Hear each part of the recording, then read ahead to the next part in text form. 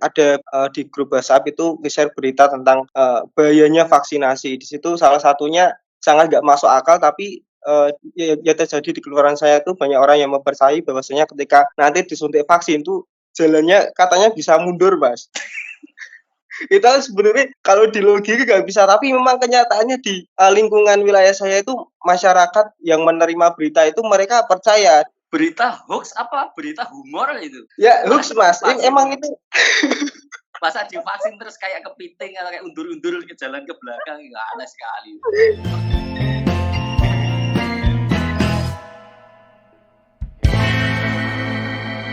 Warahmatullahi wabarakatuh. Saya Hendra Triardianto, dosen prodi S1 Ilmu Pemerintahan Fakultas Ilmu Sosial dan Ilmu Politik Universitas Diponegoro.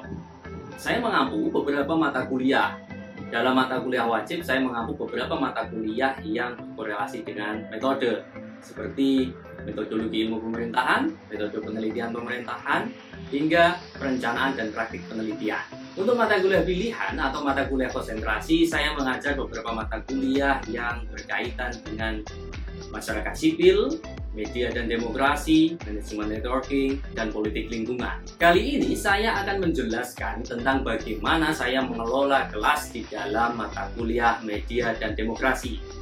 Dalam menjelaskan mata kuliah ini, saya akan menggunakan pendekatan DIA, Delivery, Interaction, dan Assessment. Apa itu media dan demokrasi? Secara umum, demokrasi berbicara tentang bagaimana demos bisa mengontrol kekuasaan. Beratus-ratus tahun ilmuwan politik memikirkan bagaimana agar proses penggunaan kekuasaan itu bisa terkontrol dengan baik, dengan logika kelas politika dan lain sebagainya. Adapun media oleh banyak kalangan disebut sebagai pilar keempat demokrasi karena media mampu memberikan ruang untuk melakukan kontrol terhadap penggunaan kekuasaan. Oleh karenanya, mata kuliah ini didesain untuk memberikan pengetahuan dan pemahaman kepada para mahasiswa tentang konsep, teori, dan pendekatan-pendekatan di dalam menganalisis media yang ada relasinya dengan demokrasi. Selain itu, mata kuliah ini desain untuk memberikan skill khusus dalam menganalisa perkara-perkara yang berkaitan dengan media, entah itu analisa media cetak atau online, hingga melakukan analisa terhadap konten-konten yang ada di dalam media sosial. Apa kemampuan yang ingin diharapkan dari desain mata kuliah ini? Yang pertama, mahasiswa diharapkan mampu memahami dan mengerti signifikansi dan limitasi media dalam relasinya dengan demokratisasi. Yang kedua, mahasiswa mampu mengenali dan menganalisis praktik-praktik penyimpangan yang ada di dalam media, semisal framing yang menyimpang, berita yang menyesatkan, berita yang tidak punya basis verifikasi, hingga hoax, fitnah, dan sejenisnya. Selain itu, poin ketiga, dalam mata kuliah ini mahasiswa diharapkan memiliki kemampuan analitik untuk mencari alternatif dalam usaha mendorong proses-proses demokratisasi. Materi pembelajaran ini setidaknya akan ditempuh dalam 14 pertemuan dengan 2 kali ujian. Ke-14 pertemuan ini kalau dikategorisasikan itu setidaknya ada 5 kategorisasi. Yang pertama adalah tentang produksi berita dan ekonomi politik. Di kategorisasi ini kita akan belajar basic knowledge atau dasar-dasar dalam jurnalisme, ekonomi politik media, dinamika kebebasan pers, dan sejenisnya. Dalam kategorisasi kedua, yakni media sosial, peluang dan tantangannya, kita akan membahas banyak sekali hal-hal seputar media sosial, mulai dari cyber activism hingga ke cyber troop atau cyber army sampai buzzer. Kita juga akan membahas tentang varian-varian hoax yang ada dan muncul selama ini. Kategori ketiga, kita akan belajar tentang bagaimana cara menganalisis media, entah itu media cetak maupun media elektronik. Kita akan menganalisis dengan pendekatan framing terhadap media-media cetak, atau kita juga akan menganalisis konten-konten yang ada di dalam televisi.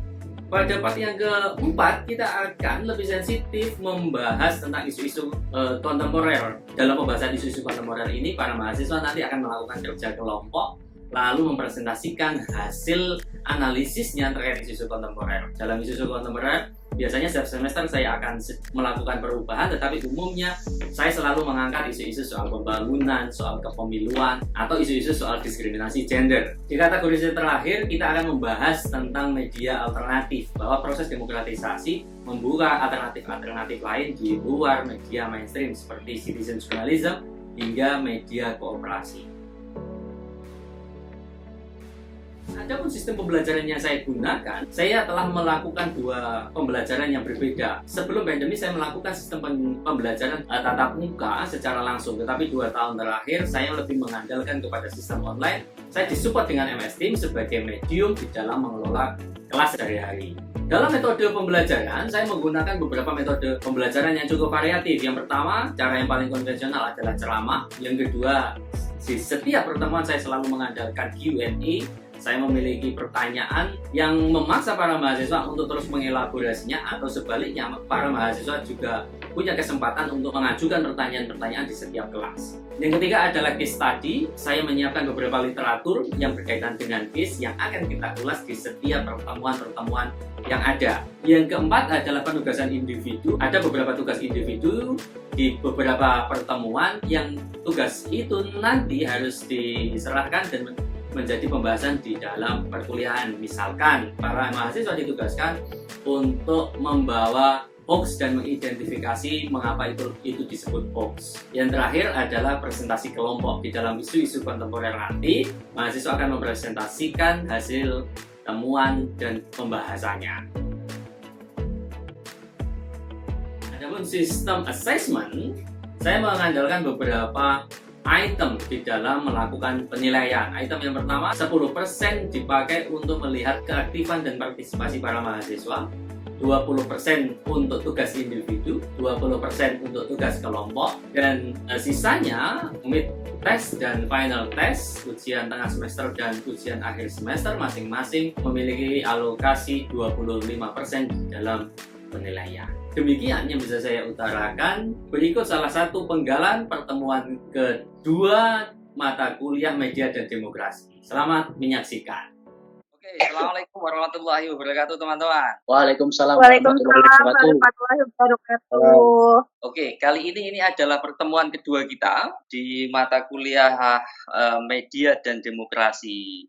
Setidaknya kita sudah mengetahui landscape pengetahuan apa yang akan kita pelajari hingga pertemuan terakhir nanti. Nah, kali ini kita akan membahas tentang prinsip dasar bagaimana produksi berita. Artinya kita belajar tentang bagaimana sih para wartawan sesungguhnya membuat berita. Kenapa menjadi penting membuat berita itu ada basic knowledge yang harus diketahui, karena hari ini kita disuguhkan pada situasi di mana berita itu meluber ya. Berita itu jumlahnya banyak, masuk, keluar, masuk, bahkan di setiap gadget kita. Tetapi persoalannya kemudian, kita cukup sulit memfilter berita mana saja yang itu kemudian memenuhi syarat untuk kita percaya. Nah, maka sebelum saya memulai perkuliahan ini, saya ada pertanyaan untuk kita diskusikan secara cepat terkait tentang produksi berita. Nah, kira-kira kita bisa saling sharing di sana. Pertanyaannya sederhana, apakah teman-teman punya pengalaman mendapatkan berita hoax masuk ke gadget teman-teman? Yang kedua, apakah teman-teman mengenali mana yang hoax atau yang tidak? Kalau mengenali, kira-kira apa yang teman-teman bisa identifikasi ketika mendapatkan berita semacam ini? Silahkan, siapa yang mau sharing bisa raise hand. Mungkin saya Mas sedikit bagi pengalaman aja. Yang pertama Nova, yang kedua Akias, terakhir siapa? Raise hand dong. Enggak ada yang ini. Nah, ya sudah. Oke, Nova, gimana? Dulu ini Mas saat awal-awal pandemi itu kan ada yang gerakan dan sosialisasi buat vaksin massal itu. Nah, itu di grup WhatsApp tuh sering banget nemu berita yang kalau vaksin itu di dalamnya tuh ada entah chip atau apa itu Mas. Itu sering banget pesan itu masuk. Terus tahu kalau itu hoax, itu pertama tuh nggak ada pengirimnya. Kemudian pesan itu kan buat kita khawatir, jadinya kayak apa ya, kontradiktif sama apa yang akan dilakukan oleh pemerintah. Mungkin itu pengalaman dari saya. Oke ya. Ya, dulu itu ya. Berarti Nova pernah ini ya, dapat share-sharean kalau kamu divaksin itu chip masuk dalam tubuhmu dan kamu sedang dipantau oleh dipantau, iya. Itu ya ngeri juga ya kita. Oke, menarik ya, pengalaman menarik. Ya Mas, kalau dari saya mungkin kurang lebih sama kayak Nova Mas. Jadi waktu itu di kelurahan saya khususnya, Kelurahan Bendungan itu kan kemudian ada di grup WhatsApp itu share berita tentang bahayanya vaksinasi. Di situ salah satunya sangat nggak masuk akal tapi ya terjadi di kelurahan saya itu banyak orang yang mempercayai bahwasanya ketika nanti disuntik vaksin tuh jalannya katanya bisa mundur Mas. Itu sebenarnya kalau di logika nggak bisa, tapi memang kenyataannya di lingkungan wilayah saya itu masyarakat yang menerima berita itu mereka percaya dan mereka menggunakan dalih itu kalau bahwasanya divaksin mereka entah itu apa yang terjadi di tubuh mereka sehingga bisa berjalan mundur katanya seperti itu. Itu berita hoax apa berita humor itu? Ya hoax Mas, emang itu Masa divaksin terus kayak kepiting atau kayak undur-undur ke jalan ke belakang, nggak aneh sekali. Oke. iya, Ya, tapi emang seperti itu Mas yang terjadi. ya memang mungkin ini ya mengikuti orang ya, karena Akyas ini suka humor, jadi hoax yang masuk itu yang karakternya humor-humor. Dalam perkuliahan ini, saya habis ini akan menjelaskan prinsip dasar produksi berita. Tentu saja kita belum akan membahas soal hoax. Kali ini saya akan membahas tentang basic knowledge bagaimana seorang wartawan di dalam memproduksi berita. Supaya apa? Sebelum kita mengenali hoax, mari kita kenali hal-hal dasar di mana seorang wartawan, orang yang secara skillful dilatih atau mendedikasikan dirinya untuk memproduksi berita. Nah, ketika seorang yang skillful memproduksi berita, maka sebenarnya layak kita percaya. Nah, bagaimana logika dasar dari para wartawan ini di dalam memperlakukan pekerjaannya untuk memproduksi berita? Ini adalah pembahasan kita. Jadi hari ini kita akan membahas yang disebut dengan 9 elemen jurnalistik. Ini disarikan dari bukunya Bill Kovac ya. Nah, ada 9 prinsip atau 9 elemen yang selalu dipegang oleh para wartawan saat memproduksi berita. Prinsip yang pertama itu yang disebut dengan tell the truth, menyampaikan kebenaran. Jadi seorang wartawan itu ketika dia melihat sebuah berita, misalkan ini ada kejadian, maka tugas dia adalah membuat gambaran secara keseluruhan tentang kejadian ini. Makanya kemudian kalau Anda nanti belajar tentang jurnalisme, itu selalu dia mengandalkan yang namanya 5W plus 1H. Karena gambaran besar kejadian itu terangkum di dalam pertanyaan bagaimana, kapan, siapa saja, di mana, mengapa, dan seterusnya. Nah, kira-kira itu selalu bisa tergambarkan dengan ini. Dia bukanlah orang humas, ya. Jadi, entah itu humas pemerintah, humas perusahaan, atau humas pihak apapun. Yang tugasnya adalah memastikan sesuatu yang positif-positif terdelivery ke publik. Wartawan tidak demikian. Wartawan ingin mendelivery fakta-fakta yang benar ke hadapan publik. Jadi prinsip pertama adalah tell the truth. Yang kedua adalah prinsip yang dikenal dengan loyalty to citizen, atau loyalitas wartawan itu mengabdi kepada kepentingan publik. Jadi gitu. Ini maksudnya gimana?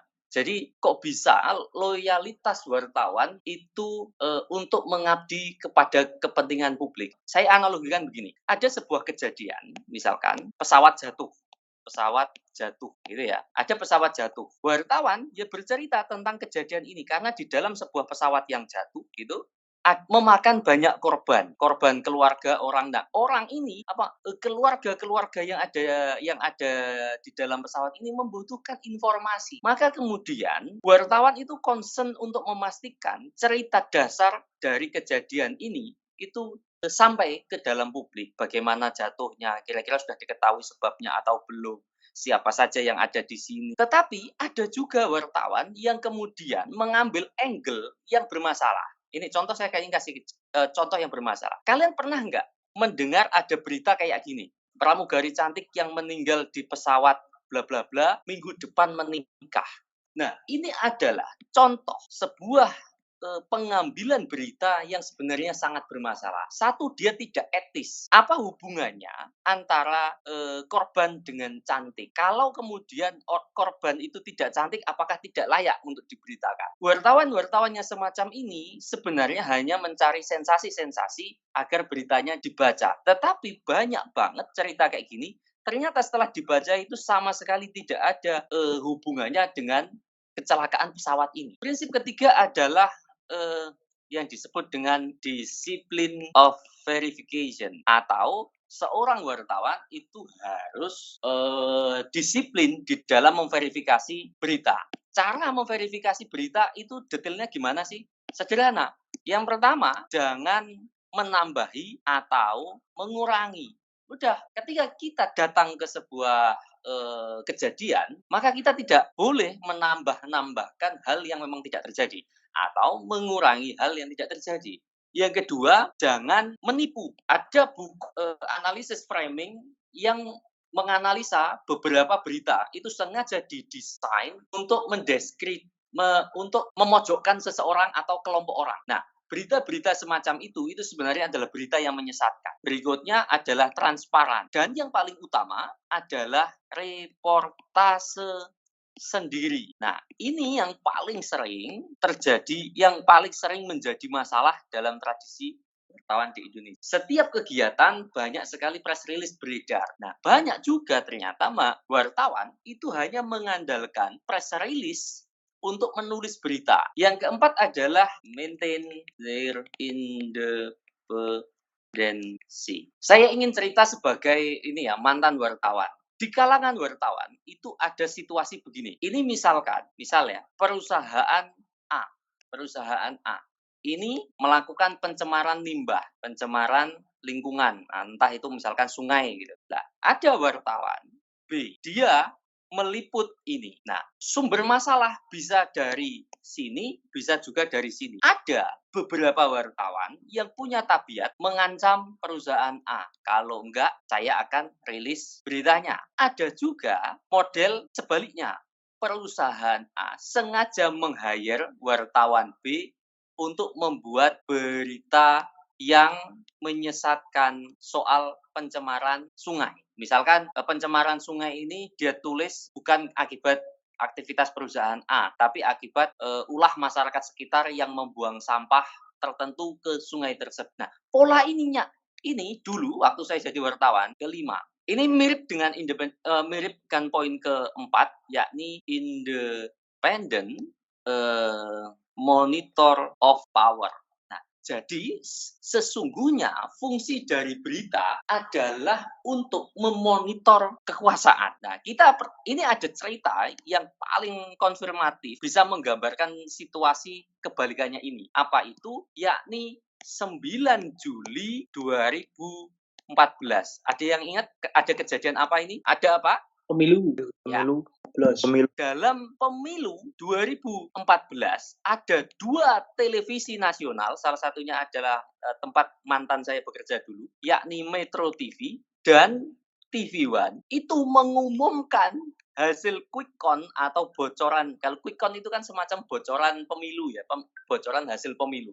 Dengan hasil yang berbeda, yang Metro TV memenangkan si A, yang TV One memenangkan si B. Ini adalah bukti paling konkret bahwa ada problem di dalam proses monitor of power. Ini adalah situasi yang sangat nyata di mana media itu malah membuat blok-blok politik, bukan bekerja dengan konteks independensi. Poin ke-6 yang disebut dengan public criticism and compromise.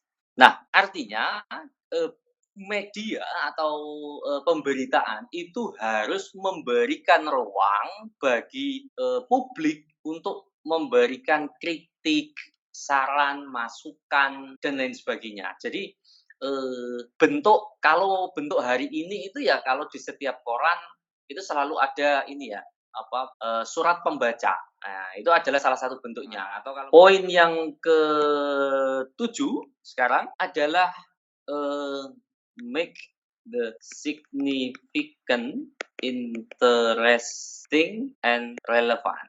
Maksudnya apa?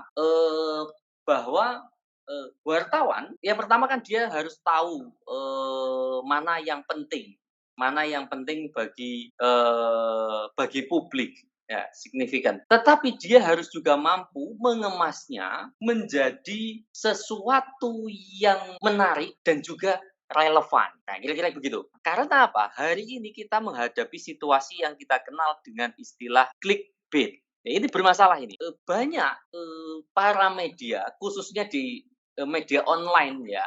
Nah, di era digital ini banyak sekali media-media yang mengejar clickbait atau mengejar dia membuat cara agar para pembaca mengklik beritanya. Padahal setelah ditelusuri berita itu sama sekali tidak penting. Saya nggak tahu.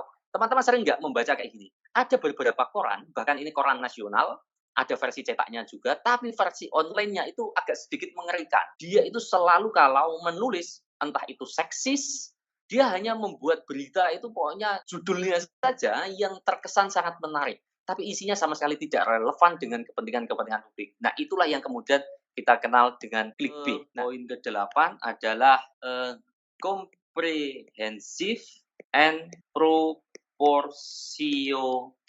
Maksudnya apa? Kalau memberitakan sesuatu, misalkan ada kejadian A. Kejadian A ini dilalahnya ada dua versi B dan versi C. Contoh ya. Beberapa bulan lalu ada kekerasan atau jadi ada gerakan rakyat di kabupaten di Jawa Tengah itu bentrok antara aparat keamanan dengan warga. Nah, maka narasi yang muncul ini ada dua kemungkinan. Kalau nggak narasinya aparat, versinya aparat, tentu saja aparat tidak mau disalahkan sebagai pihak yang memicu dan bahkan membuat kezaliman di dalam aksi bentrok ini. Tapi masyarakat juga tidak mau dipojokkan sebagai sumber dari masalah. Nah, seorang wartawan kira-kira diminta untuk melakukan pemberitaan secara proporsional. Proporsional itu tidak hanya sekedar mengutip A sedikit dan mengutip B sedikit, tetapi juga harus memahami cerita besar di dalam sebuah kejadian ini sehingga dia selain harus bertindak secara proporsional, melakukan verifikasi kedua belah pihak, dia harus juga memahami situasi secara komprehensif. Supaya apa? Supaya berita yang disajikan itu adalah berita yang tepat dan benar. Nah, adapun prinsip terakhir, ini adalah prinsip yang paling dalam tanda petik sedikit sulit untuk dijelaskan. Jadi prinsip terakhir ini yang dicetuskan Bill Kovac adalah exercise their personal conscience. Apa itu personal conscience? Dia adalah yang disebut dengan hati nurani. Memang ini agak sedikit membingungkan ya.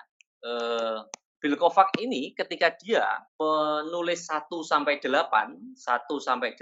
ini terasa cukup bisa dipahami, bisa diukur, bisa dijelaskan dengan cukup presisi. Nah, perkaranya kemudian bagaimana hati nurani ini atau penggunaan hati nurani ini untuk menghasilkan memproduksi berita. Ukurannya kemudian ini menurut saya agak sedikit subjek, terutama situasi ini menjadi sedikit agak kompleks manakala dia hidup atau wartawan itu hidup di negara-negara yang sedikit diktator, otoritarian atau dalam tanda petik negara yang sama sekali tidak demokratis.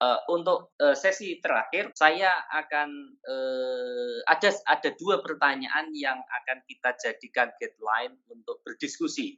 Pertanyaan saya yang pertama adalah, nah, apakah menurut teman-teman 9 prinsip ini sudah dipakai oleh para wartawan di Indonesia? Nah, saya ingin mendapatkan gambaran dari teman-teman, penilaian teman-teman terkait dua pertanyaan itu. Satu, apakah mungkin 9 prinsip itu menjadi pegangan para wartawan di dalam produksi berita? Yang kedua, melihat situasi Indonesia hari ini ya, kalau kamu baca, kalian pasti sering kan, mahasiswa politik kan pasti baca berita, nonton televisi berita, dengerin radio yang isinya berita, atau nonton di YouTube yang isinya berita. Menurut teman-teman, 9 prinsip ini sudah mewarnai nggak? Sudah banyak diaplikasikan ketika teman-teman menilai berita-berita yang ada di Indonesia atau tidak? Silakan, siapa yang ingin menjawab? Kalau bisa raise hand. Dika, silakan. Ya Mas, Kalau menurut saya apakah, wartawan di Indonesia itu bisa memegang 9 elemen jurnalisme? Kalau secara umum bisa, menurut saya itu sangat mungkin dan sangat bisa. Misalnya kalau kita bicara dari aspek historis, buktinya ada orang seperti Udin kok, gitu. Jadi ya itu merupakan salah satu representasi kalau seandainya elemen jurnalisme itu bisa dipegang dan dipakai sama jurnalis itu. Tapi problemnya sekarang itu bagaimana? Nah, ini mungkin berkaitan sama medianya. Dengan apa yang kemudian dituliskan oleh Ross Tapsell di bukunya, bahwa konglomerasi media di Indonesia yang besar tuh memang sengaja terjadi dan diarahkan untuk kepentingan politik para pemiliknya gitu. Nah, jangankan Indonesia, di Amerika kan juga sulit gitu. Seperti yang dituliskan Noam Chomsky kan bahwa politik kuasa media itu telah membolak-balikan fakta dan mencoba untuk melindungi adventurisme Amerika di dunia gitu. Itu Mas menurutku. Oke. Ada banyak hal yang disampaikan Brandika itu akan menjadi pembahasan kita di pertemuan berikutnya. Ya, tentang bagaimana kemudian ekonomi politik media memerankan framingnya untuk meladeni kepentingan-kepentingan tertentu. Nanti kita ada bacaan baca punya Tapsell yang sudah ditranslasikan juga dalam bahasa Indonesia tentang ekonomi politik media di Indonesia. Nah, saya mau tanya sama Mas Hendra, kalau di media online seperti itu, boleh nggak sih sebenarnya mengutip berita dari media lain tanpa verifikasi dulu ke informan atau sumber asli dari berita tersebut? Oke, terima kasih atas pertanyaannya ya. Oke, saya akan jawab pertanyaan ini sekaligus ini adalah mungkin penutup ya bagi teman-teman. Sama menurut saya di dalam akademik itu tidak boleh. Kalau di dalam akademik itu namanya adalah plagiarism, dan saya kira di dunia kewartawanan juga sama. Saya pakai analogi wartawan TV. Saya melakukan perekaman dalam sebuah berita. Misalkan saya datang ke Gubernuran Jawa Tengah, merekam press release-nya Pak Ganjar Pranowo. Oke ya, saya rekam. Seperti lalu ternyata rekaman saya itu muncul saya dulu wartawan Metro TV. Rekaman saya ternyata muncul misalkan di Trans 7 tanpa sepengetahuan saya yang merekam video ini. Karena kalau video itu angle-nya tidak akan menipu, itu adalah punya saya. Pertanyaannya ini boleh nggak? Berarti kan footage saya, video yang saya ambil itu kan dicuri. Entah dengan cara apapun ya. Ini kan berarti dicuri ya. Di dunia wartawan sering ini terjadi. Bukan sering sih, ada. Dan ini tidak boleh. Nah, menurut saya hal yang sama terjadi di media cetak. Seharusnya media cetak itu ketika menulis berita, apapun caranya berita itu ya tidak boleh copy paste secara utuh, tinggal diseret saja, cuma diganti judulnya. Nah, sama jawaban saya Nova bahwa itu tidak dibolehkan. Itu adalah bentuk pencurian yang sifatnya etis. Ya tentu saja nggak mungkin dong ada pidananya tapi itu adalah cara yang sangat tidak etis. Sama kayak kita sebagai insan akademis, Anda sebagai para mahasiswa, ketika nulis tugas, maka semua dosen pasti sepakat bahwa copy paste itu tidak diperkenankan. Karena mungkin tidak ada pertanyaan lagi, atau memang teman-teman masih ada pertanyaan lagi? Cukup? Jika saya cukup, saya ucapkan terima kasih sebanyak-banyaknya terhadap pertemuan kita hari ini. Semoga kita masih bisa bertemu di pertemuan ketiga, keempat, kelima, dan seterusnya, sehingga nanti sampai akhir mata kuliah ini kita punya landscape pengetahuan yang membuat kita nanti mengerti bagaimana media memiliki peran penting menjadikan bangsa atau negara kita atau negara apapun menjadi lebih demokratis atau sebaliknya menjadi lebih undemokratik. Karena tidak ada pertanyaan lagi, terima kasih. Saya akhiri pertemuan kita. Assalamualaikum warahmatullahi wabarakatuh. Waalaikumsalam warahmatullahi wabarakatuh.